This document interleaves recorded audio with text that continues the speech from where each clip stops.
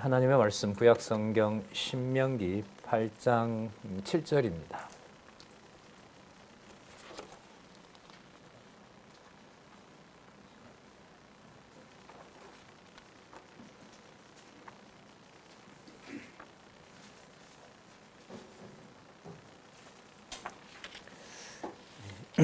신명기 8장 7절 제가 보겠습니다.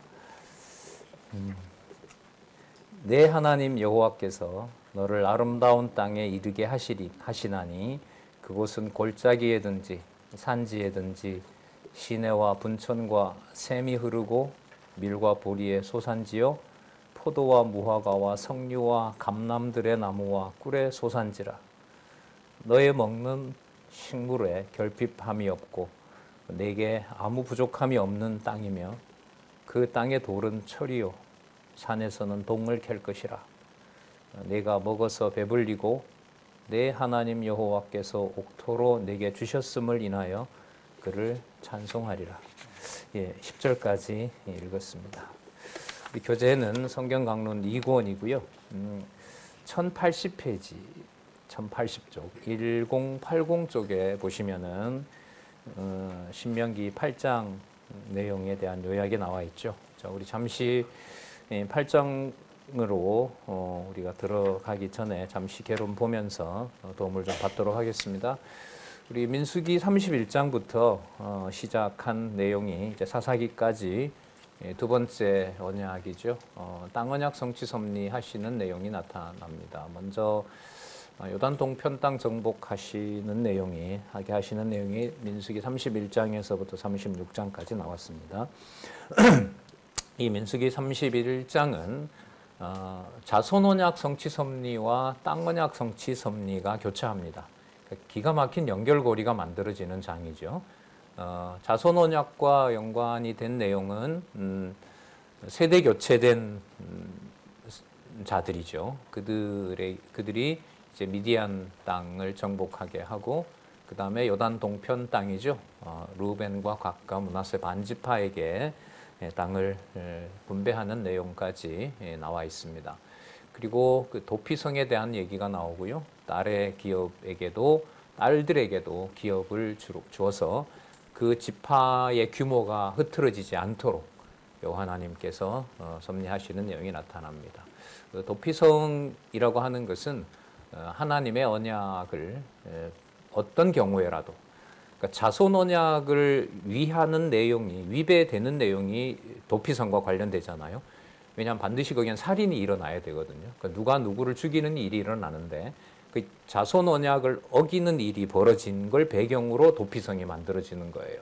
그런데 그 자손 언약을 반하는 일이 일어났는데도 그것이 범죄가 되지 않는 이게 하나님의 주권적인 섭리 방법이죠. 신명기에서도 그게 이제 복과 저주로 그렇게 이어집니다. 그래서 민수기서 31장에서부터 36장까지 아주 논리적으로 전체 의미도 앞부분의 자손 언약, 땅 언약 성취 섭리와 자손 언약 성취 섭리의 서론으로 진짜 놀라운 구조입니다. 자, 그 다음에 신명기에 보시면은 이제 요단 동편 땅을 줬으니까 요단 서편 땅을 주면 되거든요. 그 요단 서편 땅을 주는 내용은 여호수아에서 나오잖아요. 그 사이에 뭐가 있냐면 신명기가 있는 거예요. 자, 그러면 저 신명기는 여러 차례 말씀을 드렸는데 다시 한번 기억을 해보면은 1세대들은 시내산에서 출애굽한 다음에 법을 받았어요. 그 법을 받는다는 말은 이제는 로마가 아니고 이집트의 바로의 통치를 받는 백성이 아니라 여호와 하나님의 백성이다는 사실을 확인해 주는 것이 시내산에서 받은 언약이고 계명과 율례와 규례와 법도인 거죠. 자, 그 다음에 그 자손들을 세대 교체시킨 다음에 그 법은 그러면 같아야 되겠어요? 달라야 되겠어요? 같아야죠. 그 같은 내용이 신명기고요. 또 이제는 애굽에서 멀어짐과 동시에 가나안에 정착할 시간과 그 이제 환경이 된 거죠. 그러면 이 백성들에게 주시고자 했던 법이 땅에 들어가기 전에 완성을 하셔야 돼요. 그래서 신명기 내용은 출애굽기 19장에서부터 레위기까지 나온 내용을 더 보강합니다. 그래서 완벽한 법이 신에서 언약과 신명기 내용에 나타납니다. 자, 1장에서부터 4장까지가 과거에 대한 회고와 권고죠. 자, 그 내용을 여호와 하나님께서 언약하신 대로 이루셨다는 걸 상세한 지명을 제가 조금 전에 지도 올려드렸는데 그 내용들에 보면 곳곳에 지명들이 나옵니다. 그 다음에 5장에서부터 11장까지 계명, 그리고 12장에서부터 18장까지 규례, 그 다음에 19장에서부터 26장까지 율례, 그 다음에 27장에서부터 34장. 27장과 34장은 땅 언약과 연관이 되기도 하고요. 땅 언약을 이루시기 위해서 정복해 가시는 요단 서편 땅, 그야말로 가나안 땅을 주시는 것하고도 연결이 돼요. 그건 이제 신명기 후반부에 가서 연결을 해드릴게요. 민수기 31장과 36장에 나타났던 의미랑 유사한 의미를 가지고 있어요. 그러니까 아주 기가 막힌 연결고리가 되는 거죠. 자, 하나 더 말씀드리면 계명에 대한 교훈 10계명이잖아요. 1계명부터 4계명까지는 하나님 여호와와 관련이 되고 여호와 하나님과 관련되고 5계명부터 10계명은 형제, 이웃과 관련이 되는 거죠. 백성들과 관련이 돼요. 자, 구조가 어떻게 되어 있냐면 12장에서부터 18장까지 규례에 대한 교훈이 나옵니다. 저것은 1계명에서부터 4계명에 해당하는 여호와 하나님을 섬기는 것과 관계가 돼요. 자, 율법의 대강령이 무엇이냐라고 바리새인에게 예수님과 바리새인의 대화에서 율법의 대강령이 무엇이냐라고 물었을 때 내 하나님을 마음과 뜻과 정성을 다하여 섬기고 또 그와 같이 이같이 내 이웃을 내 몸과 같이 사랑하라. 그 말씀이 요 구조를 이룬다고 보시면 돼요. 그러니까 예수님이 이걸 요약하신 거예요. 신명기서를 요약하시고 출애굽기 19장에서부터 레위기를 요약하신 거예요. 하나님 사랑, 이웃 사랑, 형제 사랑. 자, 형제 사랑과 관련된 내용은 바로 규례에 대한 교훈 다음에 나오는 율례에 대한 교훈에 나타난 거죠. 그리고 27장에서부터 34장은 여호와 하나님의 이름이 복과 저주를 통해서 분명히 지켜진다는 사실을 알려주게 됩니다. 신명기 구조라고 보시면 돼요. 그러면 이제 오늘 우리가 살펴볼 8장 내용은 1절에서부터 6절까지는 우리가 살펴봤는데 다시 한번 중요한 부분을 짚고 그 다음에 8장 7절부터 살펴보도록 그렇게 하겠습니다. 쭉 한번 읽어볼게요. 정리가 될 것 같습니다. 내가 오늘날 명하는 모든 명령을 너희는 지켜 행하라. 이 명령 속에 십계명과 규례와 율례가 다 들어갑니다. 자, 그리하면은 아니라고 했죠. 왜냐하면 너희가 살게 되고 번성하고 그다음 여호와께서 너희의 열조에게 맹세하신 땅에 들어가서 그것을 얻으리라. 그럼 신명기에서 가장 많이 반복하는 구절이 바로 뭐냐면 내 하나님 여호와께서 너희로 하여금 정복하여 얻게 하는 땅에 들어가면, 신명기서에서 이 구절을 계속해서 반복합니다. 그 말은 누구 이름을 계속 알려주는 겁니까? 여호와의 이름.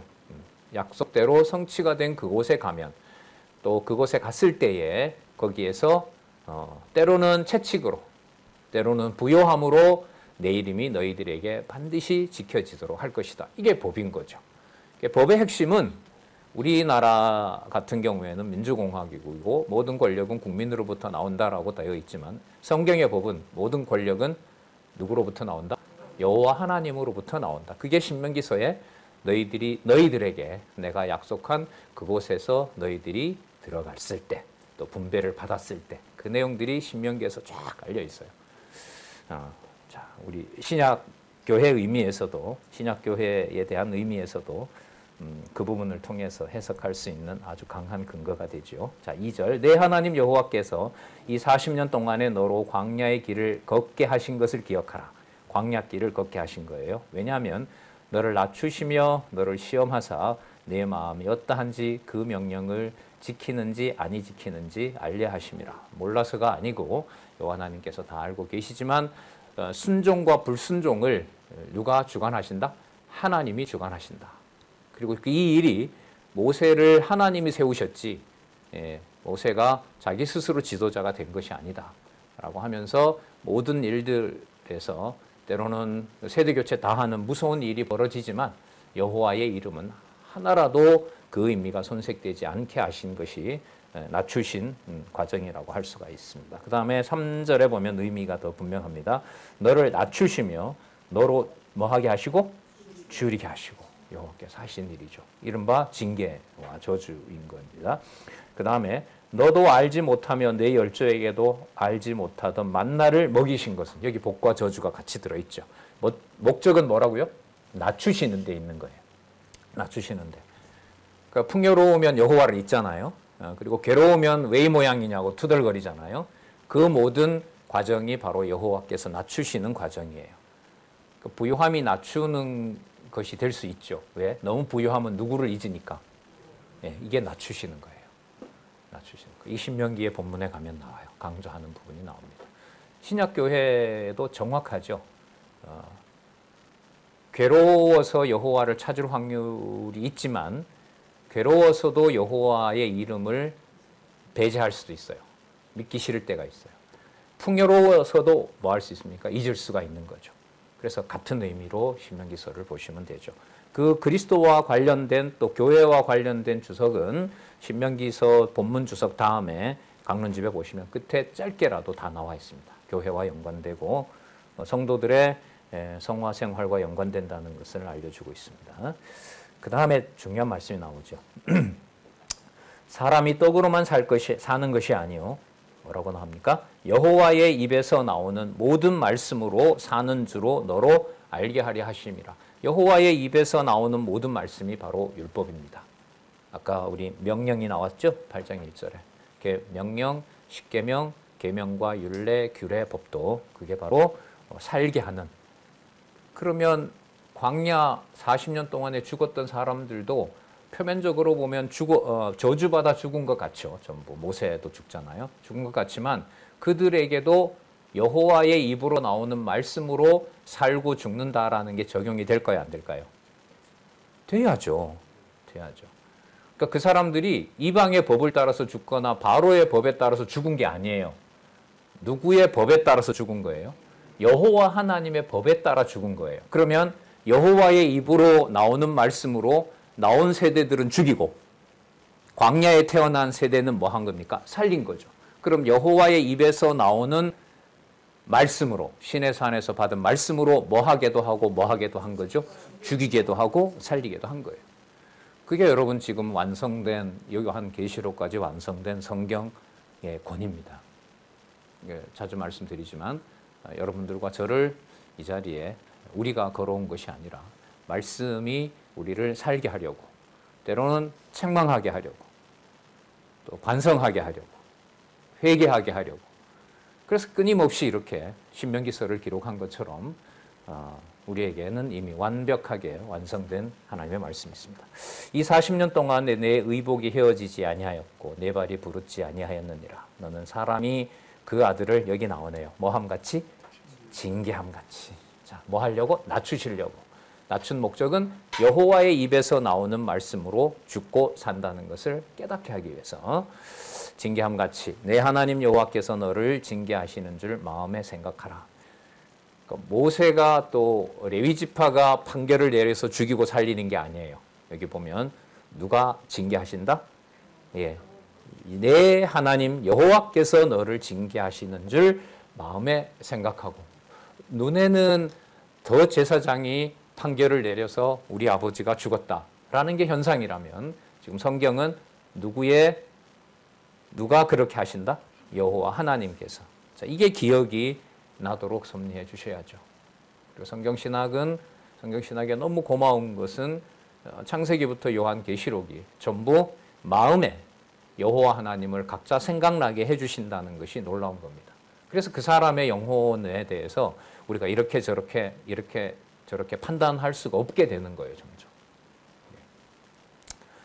어련히 그 살았고 운동력 있는 말씀으로 죽이고 살리시겠냐 말이죠. 가장 무서운 저주는 여호와 하나님의 이름을 수백 번 반복하는데도 그게 지식으로만 끝날 때 참 무서운 하나님의 심판인 거죠. 자, 내 하나님 여호와의 명령을 지켜. 자, 아까 1절하고 맞죠? 내 하나님 여호와의 명령을 지켜 그 도를 행하며 그를 뭐 할지니라? 이렇게 낮추신 목적이 뭐 하시는 거예요? 경외케 하시는 겁니다. 자, 그래서 연결이 됩니다. 자, 그러므로 조금 전에 읽었죠. 결핍과 부족함이 없는 땅에서 여호와를 찬송하게 할 것이라는 말씀을 우리가 조금 전에 읽었습니다. 자, 8장 7절. 내 하나님 여호와께서 너를 아름다운 땅 하시나니. 자, 또 반복되죠? 내 하나님 여호와께서 이렇게 이 땅에 드리게 하신다라고 하고요. 아까 우리 읽었으니까요. 풍요로운 땅이고요. 9절에 보면 식물의 결핍이 없고 아무 부족함이 없습니다. 그리고 무기를 만들 수 있는 철과 동도 마음껏 캘 수가 있습니다. 10절에 내가 먹어서 배불리고, 그 다음 볼게요. 내 하나님 여호와께서 옥토로 내게 주셨음을 인하여 그를 찬송하리로다. 그럼 이때 찬송은 누구 이름 찬송이 됩니까? 여호와 이름. 아까 뭐 하셔서? 낮추게 하시고, 그 다음에 징계하시고, 그리고 복과 저주를 겸하여 주시고, 그 다음 여호와만 찬송하도록 그렇게 하신다는 거예요. 자, 그러므로 풍요로울 때 여호와를 잊지 말라고 하면서 시험하여 낮추는 것은 결국에는 저주하려는 것이 아니라 결국 복을 주려는 것이다. 그럼 이때 복의 핵심은 지금 우리 확인해 보잖아요. 누구를 찬양하게 하는 것? 여호와 이름. 그래서 그런 말씀 자주 드렸잖아요. 우리의 모든 삶이 최선이에요. 어떤 의미에서 최선이냐? 여호와의 이름을 부르기에 최선인 거예요. 그 부른다라는 게 여러분 입으로 나오는 것만 말하는 게 아니에요. 여러분 아까 보셨죠? 그 5절에 너는 사람이 그 아들을 징계함 같이 내 하나님 여호와께서 너를 징계하는 줄 어디에 생각하고? 마음에 생각하는 거예요. 그래서 우리가 알 수 없어요. 그 사람이 내적으로 또 어떤 지체가 또 우리 가족이 어머니 아버지가 내 자녀들이 그 마음에 여호와를 어떤 방식으로 생각하고 기억나게 하는지는 우리가 짐작할 수가 없는 거예요. 우리가 예수님이 아니기 때문에. 예수님은 처음 만나도 다 알아요. 처음 만나서 바리새인이 어떻게 두 번 태어납니까? 라고 했을 때 예수님은 그 모든 걸 다 알고 그 자가 누군지도 다 알아요. 우리는 몰라요. 하지만 분명하게 아는 것은 뭐냐면 여호와 하나님께서 그 마음의 생각과 모든 판단들을 감찰하신다는 거죠. 어느 정도로 그 사람을 괴롭게 하는지 그는 상상을 뛰어넘습니다. 월요일 날 청년들하고 공부하는 곳이 있는데 삶도 힘들고 또 영혼도 되게 힘들어요. 그래서 그 모든 것들이 여호와의 이름을 부르기에 최선이다 라고 했을 때 다들 고개를 숙였죠. 근데 요즘은 이제 눈을 좀 마주쳐요. 괜히 위로하려는 건 아니고요. 여호와의 이름을 어떤 방식으로 성도들에게 또 지체들에게 기억나게 하는지는 아무도 모릅니다. 밤에 다 잠을 주무셨는지, 어떤 일 때문에 한 시간도 못 잤는지. 전 요즘 또 여러 총회 일도 하고 이런다고 좀 밤잠 설치는 일이 많은데 짜증이 나죠. 성경 볼 시간도 부족한데 이런 일까지 내가 짜증을 내야 되나? 하지만 그럼에도 불구하고 누구의 이름을 부르기에 최적이다. 제 얘기가 아니고요. 지금 보시는 본문이 그 본문인 거예요. 그래서 쏟아져요. 쏟아지는 복이에요. 가서 너희들이 뭐하고 날 버리고 징계 받을 때 그게 내가 그렇게 한 줄을 기억나게 하려 함이라. 자, 그 다음에 복음이 쏟아집니다. 자, 볼게요. 8장 11절에서부터 16절에 보면 여호와를 잊어버리게 되지 않도록. 얼마나 좋아요. 잊어버리게 되지 않도록. 그럼 전적으로 누가 하신다는 거냐면 여호와께서 하신다는 거죠. 11절 내가 오늘날 내게 명하는, 여기 나오죠. 여호와의 명령과 법도와 규례. 여러분 명령은 십계명 생각하시면 되고요. 법도는 여호와 사랑하는 거고요. 그 다음에 규례는 누구? 규례는 이웃 사랑인 거예요. 이제 번역이 좀 그래서 그런데 원어로 보면은 자 명령 그 다음에 법도 죄송합니다. 여기는 좀 바뀌었네요. 명령은 십계명이고요. 법도일 경우에는 형제 사랑, 이웃 사랑과 관련이 되고 규례는 여호와를 기억하는 것과 관련돼요. 그래서 어떨 때는 명령과 규례와 법도, 명령과 법도와 규례 저렇게 나오기 때문에 그렇게 구분하시면 됩니다. 규례를 지키지 아니하고 아니함으로가 좋습니다. 아니함으로 내 하나님을 잊어버리게 되지 않도록 삼가할지어다. 12절부터 자, 우리 12절부터 일단 14절까지 같이 한번 읽어보겠습니다. 시작. 내가 먹어서 배불리고 아름다운 집을 짓고 거하게 되며 또 내 우양이 번성하며 내 은금이 증식되며 내 소유가 다 풍부하게 될 때에 두렵건대 내 마음이 교만하여 내 하나님 여호와를 잊어버릴까 하노라. 그럼 가장 좋은 것은 어떤 경우가 되더라도 누구를 잊지 않게 되는 거죠. 그렇죠. 예. 이게 여러분 여호와 계시, 그걸 여호와께서 주관하신다는 겁니다. 어떤 경우에라도 여호와 이름이 들어가지 않는 경우는 없게 하신다. 그걸 여호와가 하신다는 거죠. 자, 여호와는 너를 애굽 땅 종되었던 집에서 이끌어내시고 너를 인도하여 그 광대하고 위험한 광야, 곧 불뱀과 정갈이 있고 물이 없는 건조한 땅을 지나게 하셨으며 또 너를 위하여 물을 굳은 반석에서 내셨으며. 자, 16절 같이 읽어보겠습니다. 시작. 내 열조도 알지 못하던 만나를 광야에서 내게 먹이셨나니 이는 다 너를 다시 낮추시며 너를 시험하사 마침내 내게 복을 주려 하심이라. 자, 이때 복은 뭘까요? 자손 땅 통치 언약이고 이 맥락으로 보면 누구 이름을 잊지 않는 복. 그렇죠. 3대 언약을 기억하는 것의 목적은 여호와 하나님을 기억하게 하는 거예요. 전능하시고 언약대로 이루시는 분이 유일한 우리에게 계시된 하나님, 모세를 통해서 기록한 그 법이 절대 진리다라는 사실을 깨닫게 하는 것이 바로 여호와 하나님의 약속입니다. 마침내 내게 복을 주려 하심이니라. 자, 이때 복은 신약교회로 말하면 그리스도가 오셔서 이루시는 신령한 교회, 하나님 나라, 신령한 자녀, 신령한 땅, 그 다음에 신령한 통치, 시공을 초월하는 바로 그 통치를 통해서 일어나고 있습니다. 이 통치라는 말은 그 신학의 성격 자체가 그야말로 통치 개념이 들어가기 때문에 우리가 정치라고 얘기를 하죠. 정치 신학의 성격이 강합니다. 3대 언약이 결국 통치 국가와 연관되기 때문에 그 통치에서 제일 중요한 게 뭐예요? 법이에요. 그걸 이제 특히 이제 대한민국에서는 지난 연말부터 겪었죠. 국가의 존립 요건이 뭐와 관련된다? 헌법과 관련된다는 걸 보시지 않습니까?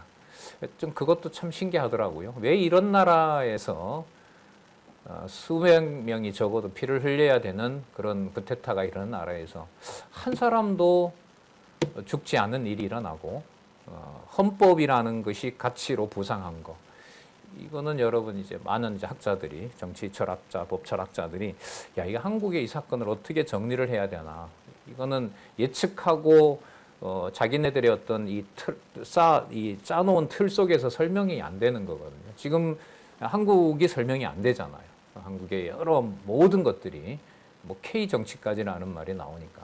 그래서 일반은 총적으로 봐도 놀라운 일들인데 그와 비교할 수 없는, 여러분들 지금 보시는 것처럼 계명과 율례와 규례와 법도라고 하는 이 법이 창세기부터 요한계시록까지 보이지 않는 천국을 실제로 이 땅에서 경험하게 하면서 내적으로 임재하시는 성령 하나님을 통해서 모든 글자가 생명의 말씀으로 확인을 해주는 이런 일이 있겠냐 말이죠.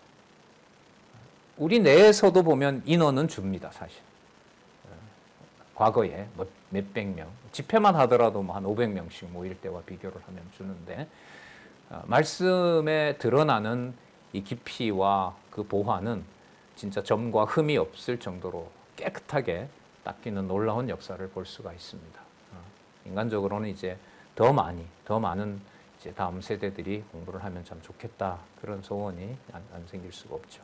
자, 그 다음에 8장 17절에서부터 보면 재물을 얻은 다음에 이거 우리가 얻은 것이다 라고 착각하면 안 된다. 진짜 아버지의 마음으로 알려주는 내용이 나옵니다. 17절부터 뭐 그렇게 어려운 내용은 아니에요. 20절까지 한번 쭉 읽어보겠습니다. 맥락을 제가 말씀을 드렸으니까. 자, 17절. 그러므로가 들어가도 되죠. 자, 17절부터 보겠습니다. 시작. 또 드렸건대 내가 마음에 이르기를 내 능과 내 손의 힘으로 내가 이 재물을 얻었다 할까 하노라. 계속 내 하나님 여호와를 기억하라. 그가 네게 재물에 얻을 능을 주셨음이라. 이같이 하심은 자, 내 열조에게 맹세하신 언약을 오늘과 같이 이루려 하심이라. 언약 성취 분명하죠? 여호와의 이름, 언약대로 성취하시는 여호와 이름. 자, 대비가 뭐가 되는 거예요? 내가 이루었다가 아니죠. 여러분 나중에 정복 전쟁을 했을 때 여호수아와 함께 많은 그 장군들과 백성들이 야, 그때 그 어느 전투에서 진짜 너 잘 싸우더라. 너 진짜 많이 죽이더라. 인정사정 없이. 네, 그런 얘기를 할 수가 없는 거죠. 여호와의 이름만 드러나도록 하시는 겁니다. 자, 19절. 그 만일은 뭐 할 대로 보시면 돼요. 자, 19절 보겠습니다. 그래 볼게요. 시작. 내가 만일 내 하나님 여호와를 잊어버리고 다른 신들을 쫓아 그들을 섬기며 그들에게 절하면 내가 너희에게 증거하노니 너희가 정령이 멸망할 것이라. 20절. 여호와께서 너희 앞에서 멸망시킨 민족들 같이 너희도 멸망하리니 이는 너희가 너희 하나님 여호와의 소리를 청종치 아니함이니라. 그러면 청종케 하려면 우상을 섬기는 것을 그냥 두면 안 되죠. 반드시 징계를 해야 되는 거죠. 그래서 복을 받게 해야죠. 그 복은 누구의 이름? 여호와 하나님의 이름을 알려주려는 겁니다. 그래서 신명기는 완전히 출애굽을 했고 일부를 정복했는 상황에서 이제는 뭐 다른 걸 돌아볼 수도 없고 주시고자 하는 복을 그냥 싹 주는 거예요. 그러니까 여호와 하나님을 알려주고자 했던 모든 법을 신명기서에서 40년 동안 40년 시작할 무렵에 시내산에서 줬고 그 다음에 호렙산에서 모압 땅에서 가나안 땅을 바라보면서 하늘에 준비했던 모든 복을 다 쏟아주고 그게 법의 형태로 완성된 내용이 신명기입니다. 그리고 이것은 이제 앞으로 이스라엘 역사를 끌어가게 되는 거고요. 그리고 이 모든 내용은 나중에 그리스도가 오셔서 하나님 나라, 하늘나라를 통해서 완성하시는 것으로 보시면 됩니다. 자, 그 다음 한번 잘 보시기 바랍니다. 9장에서부터 11장까지 보면 무슨 내용이 나오죠? 죄의 용서와 교훈이 나옵니다. 자, 그 죄의 용서와 교훈 내용을 한번 보시면 1085에 가서 보시면은요, 9장은 이스라엘 자손의 범죄에 대한 내용이고 이런 것은 뭐가 된다? 범죄가 된다. 그러면 여러분 범죄와 그 불의와 범죄라는 불의와 하나님을 섬기는 의에 있어서 기준이 무엇일까요? 누구 이름이 기준이 될까요? 그렇죠. 여호와의 이름이 기준이 되는 거예요. 그걸 얼마만큼 정확하고 왜곡하지 않고 부르게 하시느냐. 그게 법의 핵심인 거예요. 그러면 방법은 좋은 방법이 아니라 징계를 통해서 여호와 하나님의 이름을 부른다면 범죄해서 징계받는 그것이 결국은 누구 이름을 부르게 하는 아주 중요한 방법이에요. 여호와의 이름을 부르게 하는 방법이 되는 거예요. 자, 그렇기 때문에 법을 완성하신 거고요. 그 법대로 집행을 하시는 겁니다. 자, 10장에 보시면은 하나님의 뭐가 나옵니까? 저기 화면에 있어요. 네, 보시면 백성들의 범죄와 그 다음에 뭐가 나옵니까? 하나님의 용서. 그러니까 하나님의 용서는 누구 이름을 또 부르게 해주신다는 거예요. 여호와 이름을 다시 부르게 해주신다는 거죠. 자, 11장에 보면 이제 결론적인 교훈이 나오는데 바로 그 내용이에요. 백성들의 범죄를 통해서 하나님께서 용서를 하시고 그 다음에 복이든 저주든 여호와의 이름을 부르게 하시려고 너희들에게 이 법을 주셨다. 아까도 말씀드린 것처럼 광야에서 이스라엘의 1세대들을 전부 두 사람 빼고 전부 죽는 일이 벌어진 것은 우연한 사건이 아니고요. 하나님의 이름, 여호와의 이름으로 세우신 바로 그 법을 집행하면서 여호와의 이름을 여호와께서 보존하시는 섭리였다는 거 아까도 말씀드렸죠. 자, 그럼 죄의 용서와 교훈 한번 보도록 할까요? 먼저 백성들의 범죄와 또한 회개케 하신다는 내용이 9장에 나와 있습니다. 아까 누가 했다 이런 말 못하게 한다 그랬죠? 내가 했다. 이 추석 때 친척들 모이면은 야 그래도 이 가정은 엄마 아빠가 이렇게 그 말 하지 못하게 되실 거예요. 이 풍요로움은 여호와의 이름으로 온전히 예, 아멘 예 그래 되기를 바랍니다. 예, 보겠습니다. 그 내용이에요. 자, 9장 1절에서부터 5절 뭐라 그래야 될까? 이 전체 분위기는 하나님이 아버지 같기도 하고 어머니 같기도 하고 또 왕 같기도 하고 진짜 도피성에 그 도망온 악의 없이 도망온 그 벌벌벌벌 떠는 살인자를 품에 품고 말하듯이 그런 분위기가 모든 감정들이 다 모여 있어요. 이 반복하는 구절을 보면 알 수 있어요. 자, 9장 1절 한번 보세요. 이스라엘아 들으라. 여러분 이 말씀이 예수께서 가라사대라는 말씀하고 똑같아요. 분위기가. 그래서 유대인들이 예수께서 내가 너희들에게 진실로 진실로 말하노니라고 할 때 유대인들이 그 말에서부터 경기를 일으키는 거예요. 저 버전은 저렇게 말할 수 있는 것은 누구밖에 없기 때문에 구약에 나타난 모세가 기록한 것에 의하면 이스라엘아 들으라. 쉐마 이스라엘이라. 이런 말 많이 나옵니다. 여러분들 어떤 영상이나 이런 걸 보시면 쉐마 이스라엘이라고 나오는데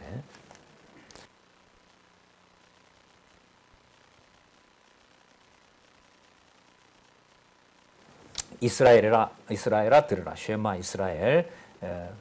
쉐마라는 말은요.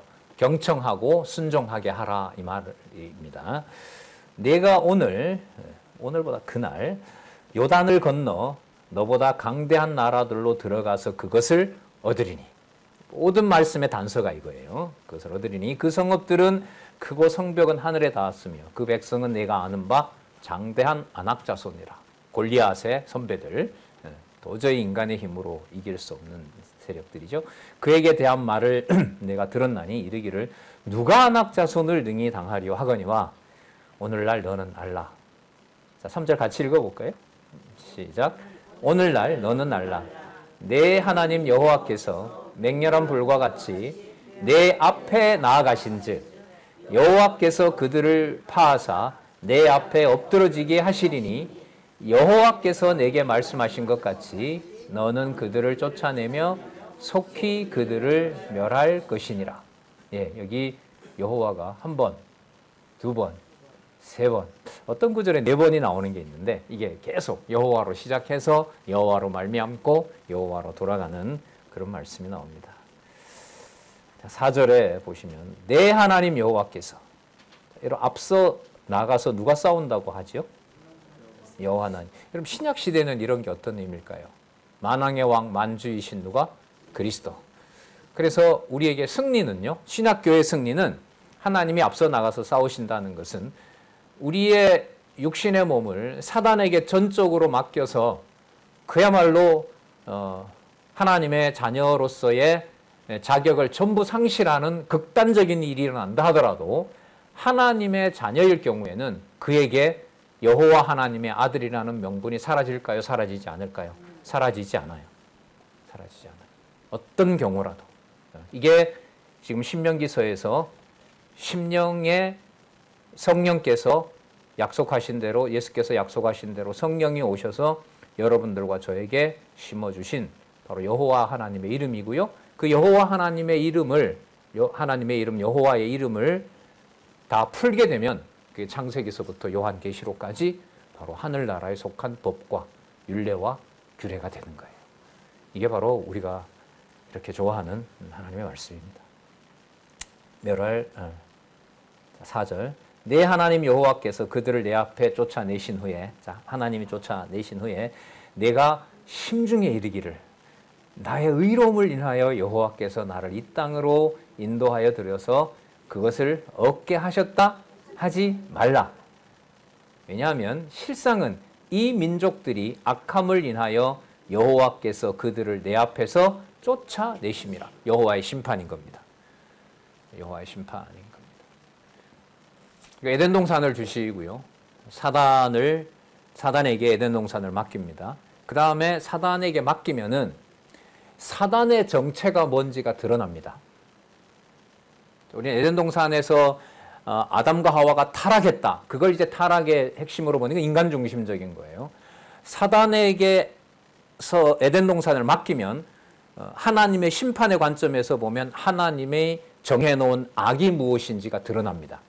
그럼 악이 무엇인지 드러나면 뭐가 분명하게 단행이 됩니까? 심판이 단행되는 거예요.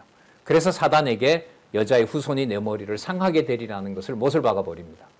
뭐 했기 때문에? 여호와가 앞서서 악의 세력을 등장시켰기 때문에. 그래서 여러분 그리스도의 통치 국가인 교회에서는 가정교회에서부터 반드시 악은 드러나야 됩니다. 그 악의 깊이가 어느 정도인지 우리는 상상을 초월합니다. 여기에도 나오죠. 내가 심중에 이르기를. 제가 언제 여호와가 이겼지? 제가 이겼다고 했어요.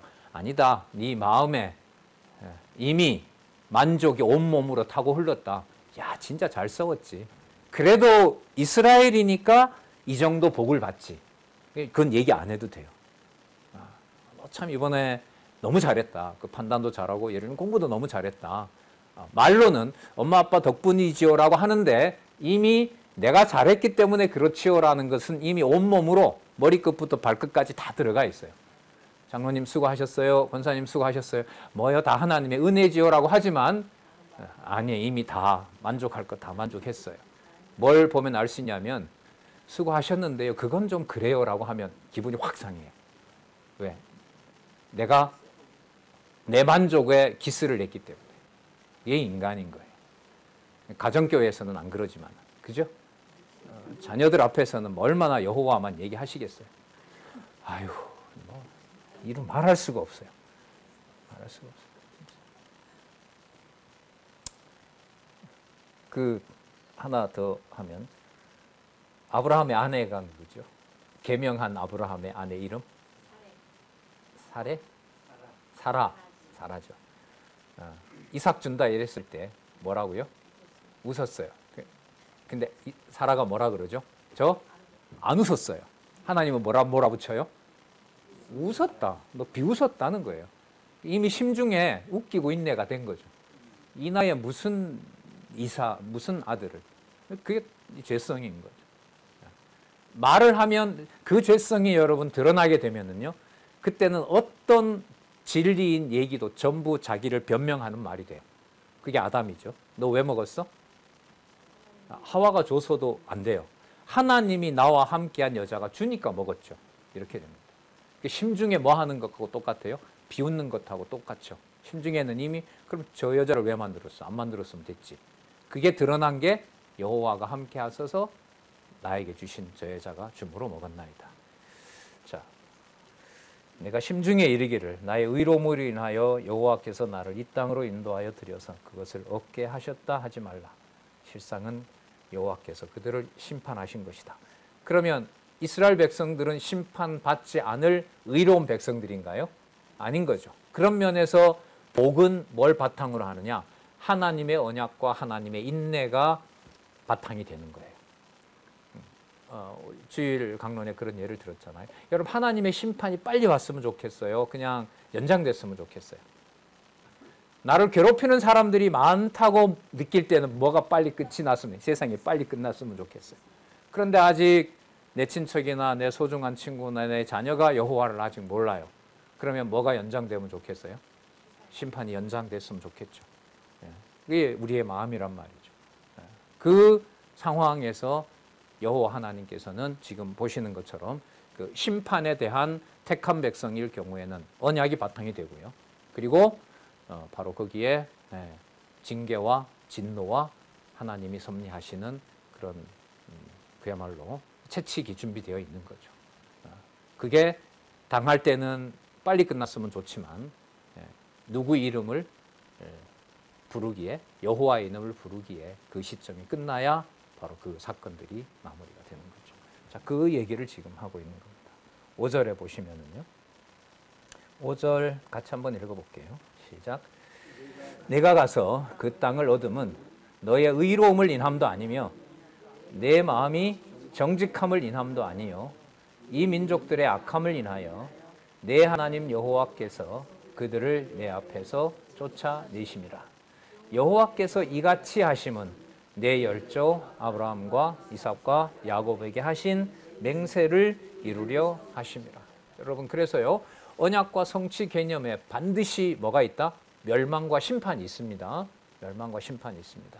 이스라엘 백성에게 복과 저주를 그래서 주시는 거예요. 누구의 이름이 온전하게 되도록, 내 열조 아브라함과 이삭과 야곱에게 하신 그 맹세를 여호와 하나님께서 오직 그분이 이루셔야 된다는 것을 확증하기 위해서 어떤 조건 때문에 이스라엘 백성을 보호하는 것은 아닙니다. 단지 창세전 언약하신 대로 그것을 이루시기 위해서 그렇게 하시는 거죠. 굉장히 중요한 의미를 가지고 있고요. 이스라엘 백성들이 이방 백성과 다른 어떤 품성이 있기 때문에 그런 것이 아니다라는 사실을 9장 6절에서부터 21절, 자, 이 내용은 출애굽기 32장 내용을 반복하는 내용이라고 보시면 돼요.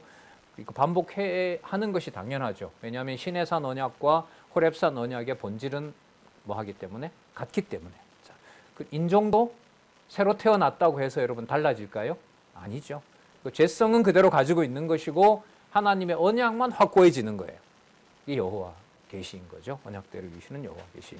그러므로 내가 알 것은, 자, 요 구절 또 나옵니다. 내 하나님 여호와께서 내게 이 아름다운 땅을 기업으로 주신 것이, 자, 이게 계속 반복됩니다. 내 의로움을 인함이 아니라 너는 목이 곧은 백성이라. 그 목이 곧은 백성하고 이방 백성하고 어떤 게 더 여호와 앞에 범죄인 것 같아요? 상대적으로 보면.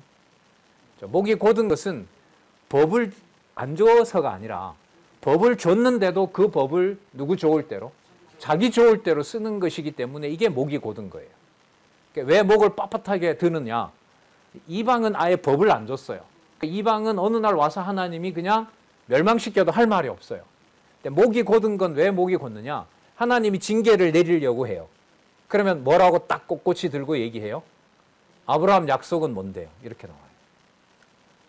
그럼 그 약속이 숭고하고 그 약속을 이루시는 여호와가 믿어지기 때문이 아니라 아담의 말처럼 누구에게 대들기 위해서? 여호와께 대들기 위해서. 그게 바로 목이 곧은 백성인 걸 말하는 겁니다. 그러니까 출애굽 시작할 때부터 물론 430년 동안 보호는 물론이고 출애굽하면서부터 굉장히 많은 표적을 보여주시잖아요. 그런데도, 그리고 법도 주시잖아요. 그런데 목이 곧아요. 목이 곧은 것은 마지막에 자기중심적으로 여호와가 주신 법률도, 여호와의 언약도 누구 좋을 대로 사용해요?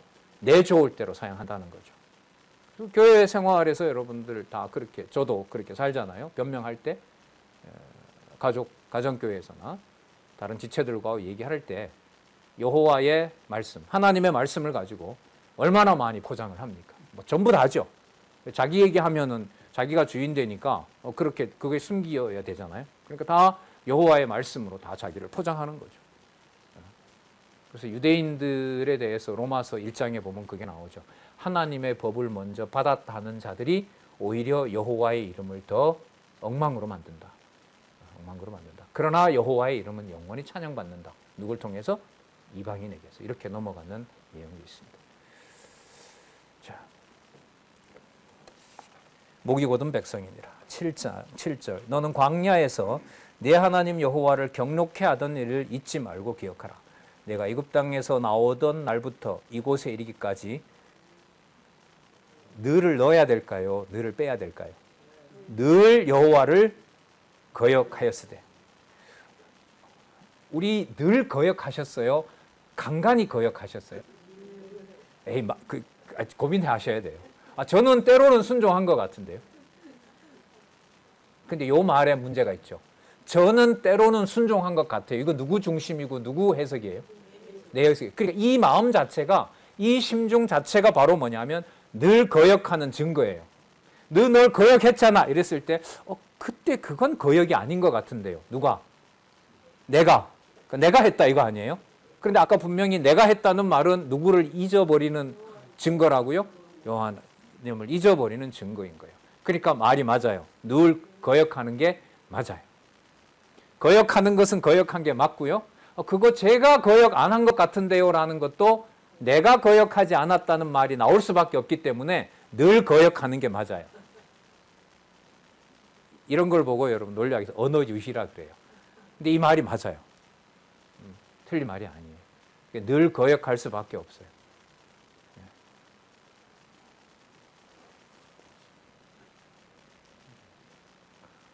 호렙산에서 너희가 여호와를 경록해 하였으므로.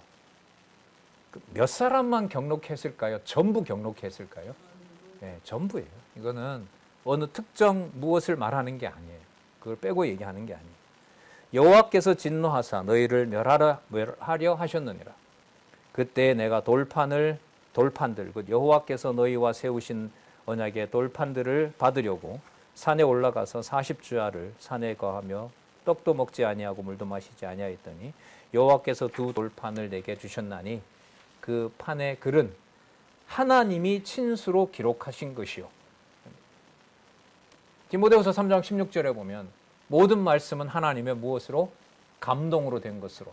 그 말씀의 근거를 구약에서 찾으라 그러면 신명기 9장 10절을 드시면 돼요.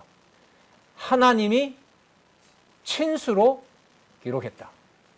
지금은 성령께서 오셔서 여러분들과 저의 어디에?